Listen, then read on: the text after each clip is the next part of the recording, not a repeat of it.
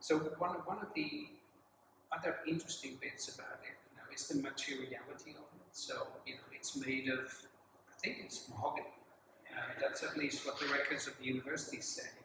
And mahogany, very traditionally very strongly associated with that transatlantic trade.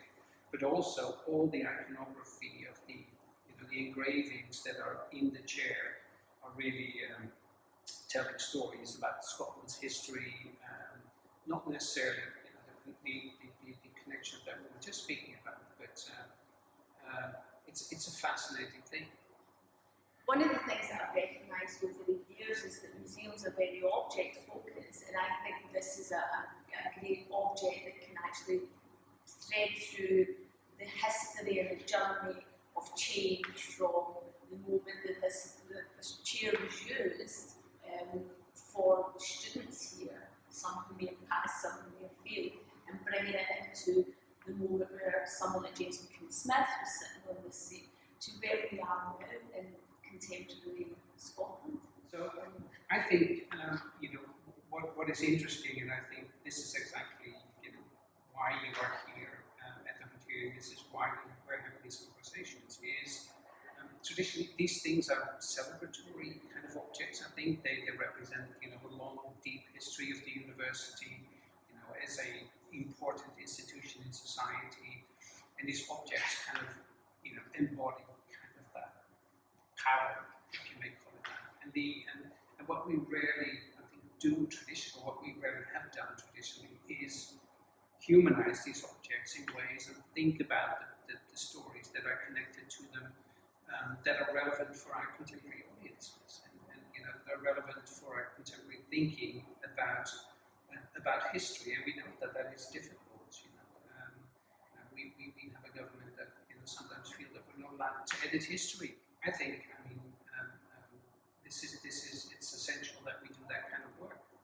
And I suppose the thing about museums is, especially on the label, they would present the history that they think people want to know, and yet someone like me will walk through the store and I'm thinking about this object and who sat on that object, and obviously I know a little bit about James McKean Smith, so I would make that connection, but many people through this might not make that connection, and it would be interesting to bring that part of this story out.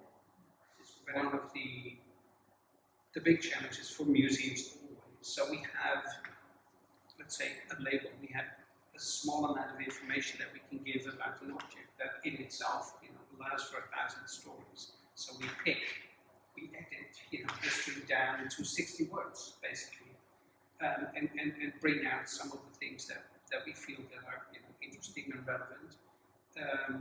And obviously, what we've traditionally not done is bring out the more difficult, the more contested stories. Traditionally, museums tend to be more factual, if such a thing exists. But actually, adding layers of information, bringing out different types of information about these objects could be really, really interesting.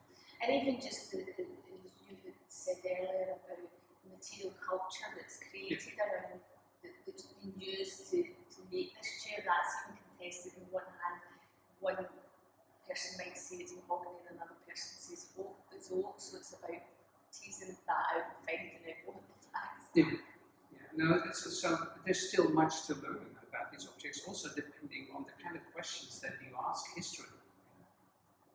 Because many questions have not been asked, so new things may come to light about this object in the 21st century, even though this object is 250 years old.